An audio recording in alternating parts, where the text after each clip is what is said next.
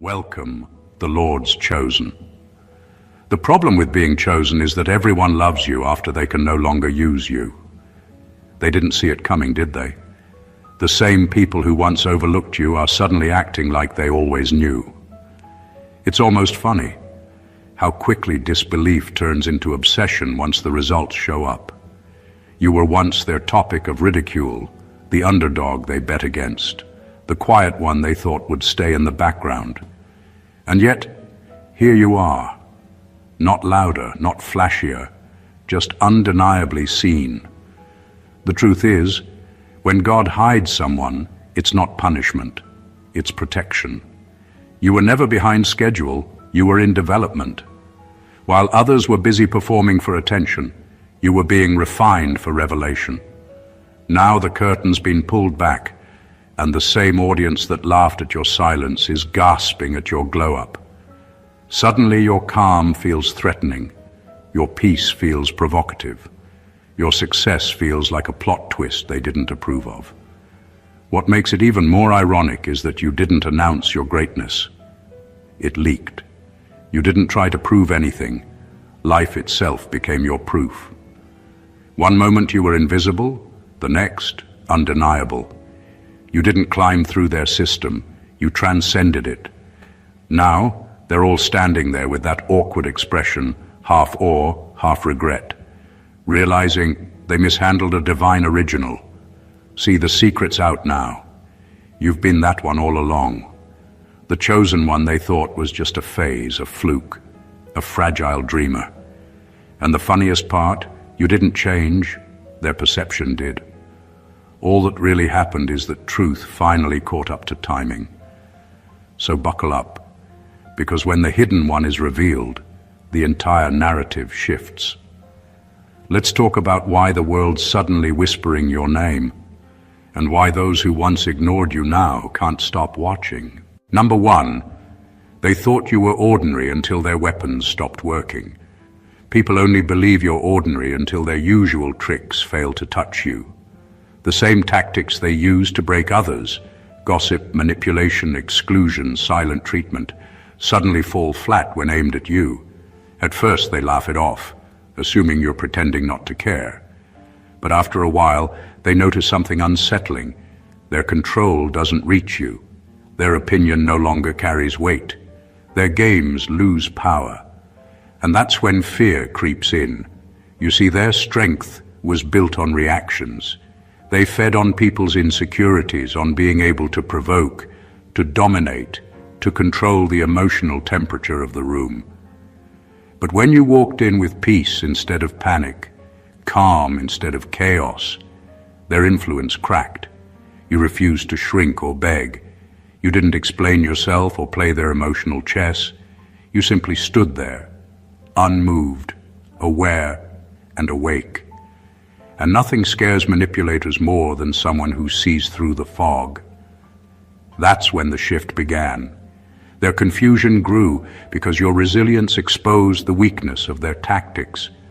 They realized their weapons were only powerful against the insecure, not the self-aware. You were never competing with them. You were transcending the game entirely. They used to whisper behind your back, thinking you'd crumble under pressure. Instead, you absorbed the hit, learned the pattern, and kept evolving. Every attempt to wound you only sharpened your discernment. Now they call you different, cold, or too confident. But that's just code for uncontrollable. They can't categorize what they can't manipulate. They can't hate you properly because deep down, they respect the strength they couldn't break.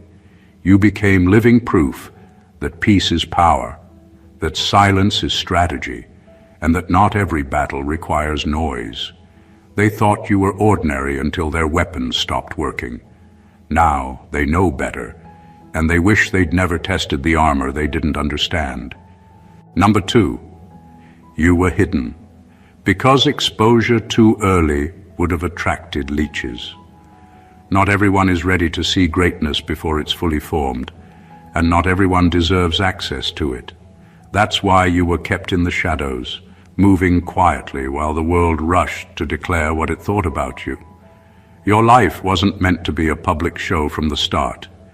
There was a process, a refining, a preparation that had to happen away from eyes that would only drain, distract, or steal. Being exposed too early would have been dangerous, not because you lacked power, but because your power would have drawn the wrong kind of attention. People often mistake visibility for value. They see someone in the open and assume they're ready for everything life can throw at them. But real influence, real destiny, grows in a place where it isn't measured by likes, validation, or applause. That quiet period wasn't a delay, it was protection. While others were busy proving themselves in every room, you were becoming untouchable in ways no one could replicate. You weren't supposed to be consumed by the shallow approval of people who couldn't understand the depth of what you carry. The irony is that once the timing was right, the same people who ignored you suddenly act like they were witnesses from the beginning. They want credit for being around while you were still small, but they were too blind, too distracted, or too late. Their jealousy, their whispers, their subtle resistance, all of it shows that they understood only after the fact. You were kept hidden not because the world didn't deserve you, but because they didn't deserve to see you at full force yet. Now that you've emerged, they're scrambling, trying to catch up, trying to claim they always knew. But the truth is simple. You were never meant for their timeline. You were never meant for their approval. Your season of quiet was a shield, a laboratory for greatness. By the time the world saw you, the leeches couldn't touch you, the critics couldn't sway you, and the doubters could only watch as what they ignored became undeniable. The secret was never yours to hide. It was theirs to miss until now. Number 3, their biggest mistake was making you their joke instead of their study. They underestimated you because they mistook silence for weakness, patience for passivity, and focus for simplicity. They laughed at your quiet moments, dismissed your ambition, and turned your presence into a punchline. That was their biggest mistake, believing that mockery could define your value or determine your trajectory. When they made you their joke, they showed exactly how little they understood the nature of true strength. Humor at your expense was a test, whether they knew it or not, and you passed it in ways they couldn't even recognize at the time. The problem for them wasn't that you noticed their ridicule, it was that it never affected you. While they were busy trying to get a reaction, you were observing patterns, learning the psychology behind their behavior, and refining yourself in silence. Every snide remark, every laugh behind your back, every attempt to diminish you became data, fuel, and motivation. Their laughter didn't shrink you, it sharpened you. It taught you patience, discernment, and the quiet art of moving without announcement. When people make others their joke, they're often too blind to see the truth. The one they're mocking is always paying attention. They record, analyze, and grow in ways that aren't obvious. They see the gaps in strategy, the cracks in character, and the weakness behind every mask. By laughing at you, they handed you insight they never realized you were gathering. What they thought was humor, you turned into wisdom. Now the roles are reversed. The joke has lost its punch, and the one they laughed at is moving with precision, power, and undeniable presence. They're no longer controlling the narrative, you are. Their ignorance has become your advantage. They tried to reduce you to amusement, but instead they created a sharper, stronger version of the very person they hoped to ridicule. They treated you lightly, and in doing so, they ensured that when the truth emerged, it would hit with unstoppable force. Their biggest mistake was underestimating you, and now the consequences are visible for everyone to see. Number 4, your presence started revealing intentions, faster than any word could. Something shifted the moment you stopped dimming yourself to make others comfortable. You didn't need to confront, accuse, or expose anyone. Your very presence started doing the work. The energy you carry now carries truth in it, and truth always makes pretenders nervous. It's not about arrogance or superiority. It's about alignment. When you walk in authenticity, it naturally creates discomfort in those who survive on illusion. Suddenly, the people who once seemed calm around you start to fidget, contradict themselves, or avoid eye contact. It's not you changing. It's their facade falling apart. You've become a mirror they didn't ask to look into. Your peace reflects their chaos. Your honesty highlights their manipulation. Your growth shines light on where they've chosen to stay stuck. That's why conversations that used to feel easy now feel tense. They can't lie the same way, flatter the same way, or pretend with the same confidence. Your energy has become a silent truth detector, and without you saying a word, people reveal who they are. This is the part of growth that no one warns you about. Your spirit becomes too loud for the fake to stay silent. It's not that you're judging them. It's that you've outgrown the frequency of pretense. You used to miss red flags because you wanted to see good intentions. Now you catch energy shifts without needing proof. The vibration of deceit no longer confuses you. It exposes itself in your presence. That's what real spiritual authority looks like. You don't go around calling people out. They call themselves out just by being near you. You no longer need to prove discernment. You are discernment. And while some people will quietly pull away, others will finally face what they've been hiding. Because your light doesn't compete, it reveals. You became the truth they couldn't keep pretending around, and that's when everything about your presence changed the room. Number 5, you outgrew the stage. They tried to bury you in. They thought they were ending you when they buried you, but they didn't realize they were planting you. Every insult, every setback, every closed door was supposed to break your spirit, yet all it did was push you deeper into your purpose. The darkness they used against you became your training ground. You learned how to breathe without applause, how to build without validation, and how to believe without evidence. What they saw as your downfall was really your formation, and that's what makes your rise so uncomfortable for them now. When people can't control your potential, they try to contain it. They talk behind your back, block your opportunities, and hope the silence around your name will suffocate your influence. But real growth doesn't depend on spotlight. It depends on depth. And while they were busy performing, you were developing. You took their rejection and turned it into resilience. You used their exclusion to master independence. You became so self-sustaining that by the time you resurfaced, you didn't need what they once withheld. Now your success doesn't just inspire, it unsettles. It reminds them that the dirt they threw on you only helped you grow stronger roots. The same people who thought you were done are now watching in disbelief, realizing they accidentally helped you evolve. They can't claim your glow because they weren't there when it was dark. They can't rewrite your story because your results speak too loudly. Outgrowing the stage they built for your failure means you no longer fit in the spaces designed to contain you. You've outgrown their approval, their expectations, and their limited imagination of who you could be.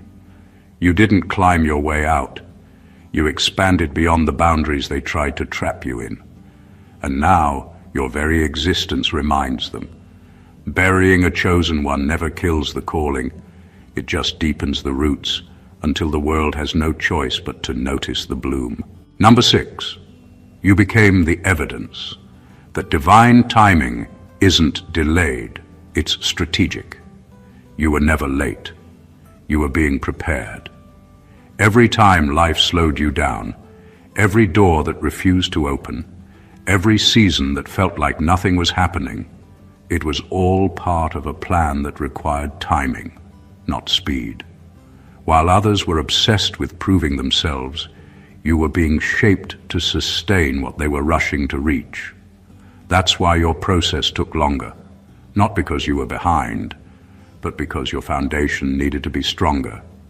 You learned the hard way that divine timing doesn't always look fair. You watched people with less effort seem to succeed faster, while you sat in silence wondering when it would finally be your turn. But what you didn't realize back then was that you were being built for longevity, not just recognition. God wasn't denying you. He was protecting what He placed in you. Because some platforms can't handle premature power. Some blessings, if given too soon, destroy the person meant to carry them. When others were chasing the spotlight, you were being purified in solitude. When they sought validation, you were learning discernment. Every no you received wasn't rejection. It was redirection. Every delay wasn't a dead end. It was divine choreography. You were being positioned, not paused. The silence that once felt heavy was really the sound of alignment taking shape behind the scenes. Now, looking back, it makes sense. The things that once frustrated you were actually protecting you from exposure that would have drained your essence. Timing wasn't working against you. It was working for you. And now that you've emerged, your life carries the kind of peace and maturity that can't be faked. You've become living proof that divine timing never misses. It only moves when everything, including you, is ready. Number 7. They wanted to study your fall, not witness your rise. Some people don't follow your journey because they support you. They follow it because they're waiting for the crash. They wanted to witness the failure, not the fulfillment. Every setback you faced became gossip fuel. Every silence you entered became proof in their minds that you were finished. They didn't cheer for you, they monitored you. But the outcome they prayed for never arrived. Because you didn't crumble, you evolved. You took every disappointment and turned it into discipline, every heartbreak and turned it into hunger, every loss and turned it into leverage. They thought your silence was defeat, but it was actually recalibration. They expected you to give up after the storm, but you came back sharper, calmer, and more dangerous to their assumptions. What they didn't realize is that pressure doesn't destroy the chosen. It distills them.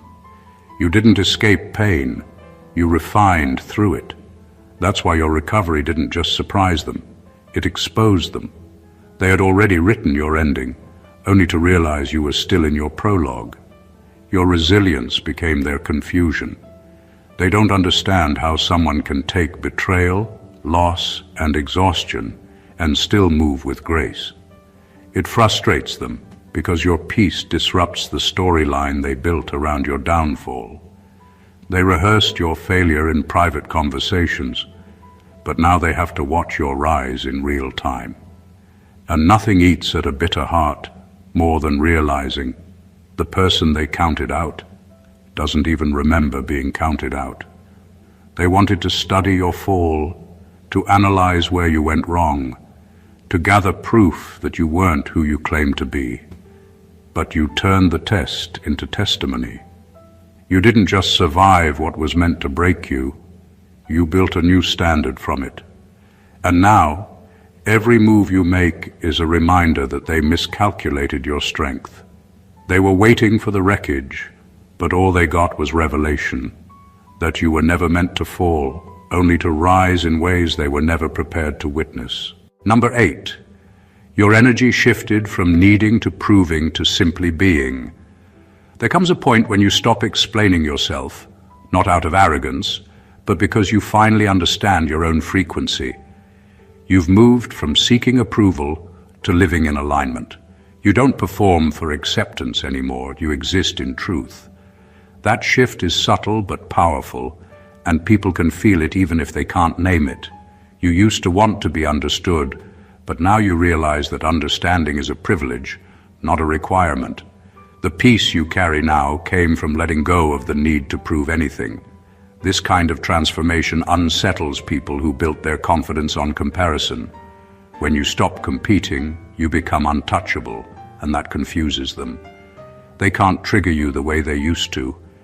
You don't defend your worth, you just are your worth. Your stillness has authority now, not because you're loud, but because you're rooted. You no longer chase clarity because you've become it. The storm in others becomes obvious when it stands next to your calm. What they mistake for distance is actually discernment. You no longer engage in meaningless noise. You don't argue to be right. You stand to be real. That shift, from needing validation to embodying peace, changes the atmosphere wherever you go. It makes people confront the parts of themselves that still crave attention, still need to prove, still fear being unseen. You've stopped living reactively and started existing intentionally. Now your presence alone speaks louder than any defense could. You don't need to correct misjudgments. They correct themselves over time. You've discovered that truth doesn't need advertisement. It only needs consistency. That's why some feel uneasy around you. You remind them of what they haven't yet mastered: self-certainty. Your energy no longer demands to be understood, it simply exists. And that quiet confidence has become your loudest statement. Number 9. They tried to compete with you before realizing you were in a different system. They thought it was a race, but you were never even on their track. While they were counting numbers, chasing trends, and obsessing over who looked more successful, you were focused on something deeper: substance. They mistook your calm for complacency, not realizing you were operating from an entirely different frequency. You weren't trying to win over people. You were mastering yourself. You were building value that doesn't require validation. Competition only works when both players need the same thing, and that's where they misunderstood you. You were never motivated by comparison. You were driven by calling. Their focus was on being seen. Yours was on being sent. They played the visibility game while you played the longevity game. They craved applause. You sought alignment. That's why you moved differently. Your rhythm didn't match theirs. And it frustrated them because they couldn't figure out how to beat someone who wasn't even playing their game. They tried to measure your worth through attention, forgetting that true impact doesn't need advertisement. You weren't building followers, you were building frequency. You became the kind of person who changes the atmosphere just by showing up.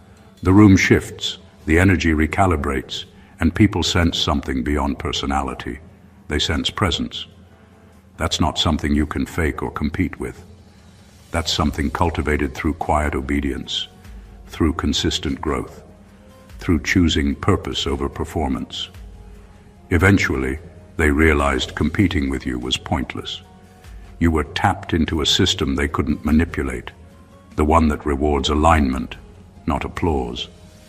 You're not playing for the moment. You're positioned for the mission. You no longer need to prove who you are because your energy introduces you before you speak. They were fighting for visibility, but you were being established in authenticity. That's the difference between those who chase the spotlight and those who become the light. You didn't win the race. You redefined what winning even means. Number 10, what they called arrogance was actually untrained self-respect. People often mislabel what they don't understand. When you stopped lowering yourself to fit their expectations, they called it arrogance. When you refused to beg, chase, or justify your worth, they whispered that you were prideful or cold. What they failed to see was that it wasn't arrogance at all. It was self-respect in its rawest form. You weren't trying to prove superiority. You were simply refusing to compromise your integrity for the comfort of others. The truth is, most people are conditioned to expect compromise. They've grown used to others bending, apologizing for existence, or shrinking to make space for someone else's ego. So when someone shows up whole, unshakable, and unwilling to negotiate their value, it feels threatening. Your boundaries, your calm, your refusal to chase approval, all of it looked foreign to them. They mistook your alignment with pride because their reality is built on dependence, not independence. Your self-respect became a mirror they didn't want to face. They weren't angry at you. They were uncomfortable seeing a person operate fully without needing their permission or validation. You weren't disrespectful. You were undeniable. Every time they tried to label you, it only highlighted how much they relied on people being malleable. Your strength, clarity, and composure exposed the weak spots in their own character. You've learned that wholeness can be misread as arrogance, but that's not a problem. It's a filter. The people who can't appreciate your presence were never meant to understand it. You don't have to shrink to make others comfortable, and you don't have to explain your worth to anyone who can't see it. What they called arrogance was really the beauty of a person who has stopped asking for permission to exist fully, who refuses to settle for crumbs, and who understands that self-respect is never negotiable. Number 11. You don't have to announce your power. It leaks through your stillness. Real power doesn't need a microphone. It doesn't need noise, spectacle, or proof. When you finally understood who you were, you stopped explaining and started existing. The stillness you carry now isn't emptiness. It's control. You learned the difference between withholding and wasting. You stopped offering explanations to those committed to misunderstanding you and started preserving your energy for those aligned with your vision. Your silence isn't absence, it's authority. You used to think that being quiet made you invisible, that you had to constantly remind people of your worth so they wouldn't forget it. But now you've realized that your presence does all the speaking. The peace you carry, the calm in your tone, the discernment behind your decisions, that's what announces you. It's not in your volume, it's in your vibration. The ones tuned into that frequency feel it instantly, and the ones who don't. They weren't meant to have access in the first place. Stillness has become your strategy. You've learned that when you stop broadcasting your every move, you become unpredictable, and that unpredictability protects your purpose. Not everyone deserves a front row seat to your process. Some people only clap to keep track of your rhythm. You're no longer handing out that privilege. You're moving differently now, quietly, intentionally, and with a sense of spiritual precision that others can't decode. That's why your power unnerves people. They can sense it but can't manipulate it. You've mastered the art of containment, keeping your energy sacred, your plans silent, and your spirit guarded. You're not hiding, you're conserving. Because real power doesn't prove, it permeates. It leaks through stillness, it hums through presence, and it manifests without announcement. You've become the kind of force that doesn't need to say, "I'm here." The room already knows. Number 12. Their betrayal became your branding. It's strange how the same mouths that tried to destroy your reputation ended up spreading your name. They thought they were sabotaging you, but in reality, they were building your visibility. Every lie, every rumor, every attempt to discredit you became free promotion for your purpose. You didn't need a PR team. Your enemies did the marketing. They couldn't stop talking about you, couldn't stop analyzing you, couldn't stop reacting to you. Their obsession turned into exposure. They made you unforgettable. What they didn't realize was that betrayal is one of life's most effective filters. It exposes intention, purifies your circle, and redirects your focus. When they turned on you, you learned who was for you and who was only around for access. Their disloyalty clarified what loyalty truly means, but more importantly, it positioned you for elevation, because betrayal doesn't bury the chosen. It launches them. It forces you to evolve, to rely on something bigger than human validation, and to operate from a level of independence that no gossip can touch. Their gossip couldn't harm you, because truth doesn't need defending. Over time, people saw the contrast between who you are and what was said about you. The stories didn't stick, but your character did. The lies faded, but your growth became undeniable. You became living evidence that divine justice doesn't argue, it reveals. Every attempt to curse you turned into a commercial for your resilience. Now, the same voices that once mocked you mention your name with a mix of awe and regret. You didn't have to clap back or clear the air. Life did it for you. Their betrayal became your branding because what was meant to shame you ended up showcasing your strength. They introduced you as a villain, but God turned you into the proof that purpose can't be slandered. It can only be seen. Number 13.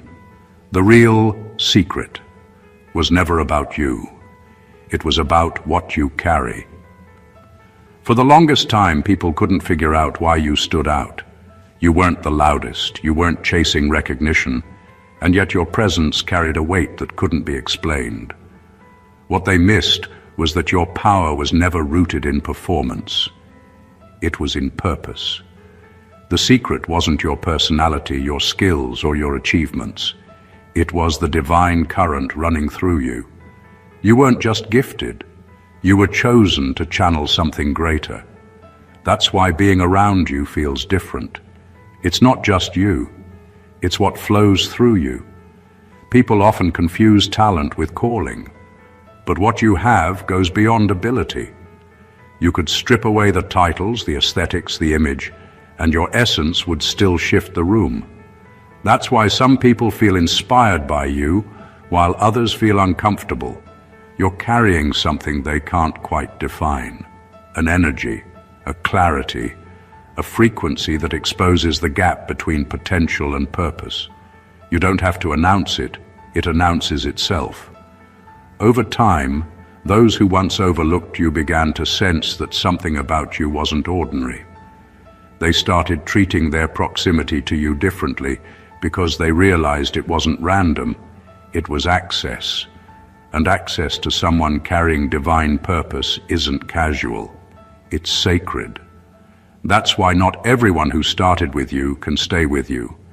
Your growth demanded separation, not because you were better, but because the energy you carry requires protection. Now people see it clearly. It was never about your achievements or image. It was about the assignment. You're not just talented, you're a vessel.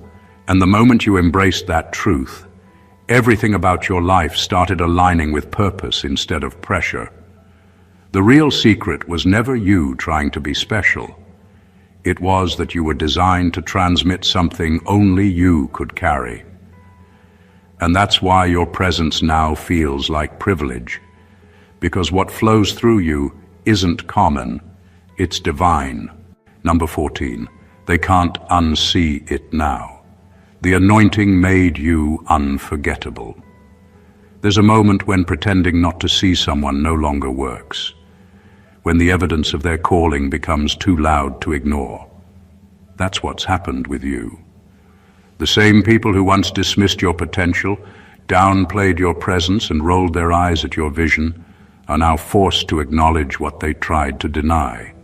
They can't explain it, they can't discredit it, and they definitely can't unsee it. Once the veil lifted, the truth about who you really are became undeniable. The anointing on your life revealed itself, not through your words, but through your results, your resilience, and your peace. You didn't fight for this recognition, it found you. For a long time, you existed in plain sight, but unseen, speaking truth into spaces that weren't ready to receive it. You were too early for some, too honest for others. But divine timing doesn't rush. It waits for the world to catch up. When the right moment came, everything that was hidden about you began to shine effortlessly. The shift wasn't loud, it was inevitable. Now, people are seeing you through a new lens.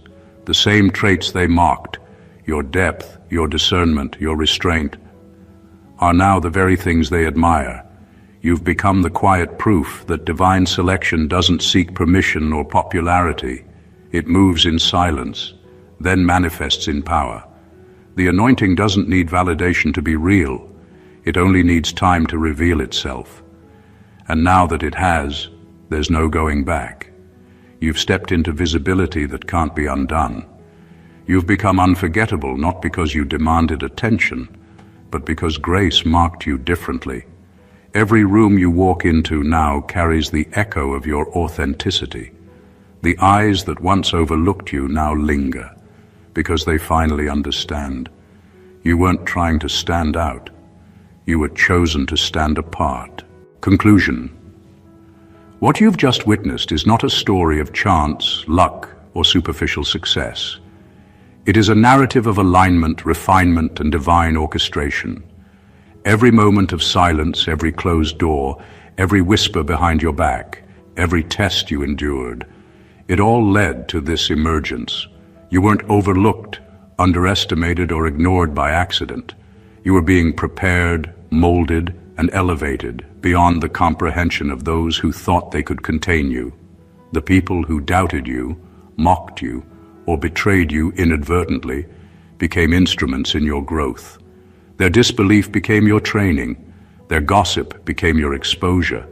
Their attempts to stunt you became the foundation for your rise. Your presence, your energy, your calm. It's no longer something people can ignore. You've moved past the need to prove, past the games of popularity, past the attempts of others to define you. Your life now speaks louder than any words ever could. You've become the living evidence that timing is never delayed, that power doesn't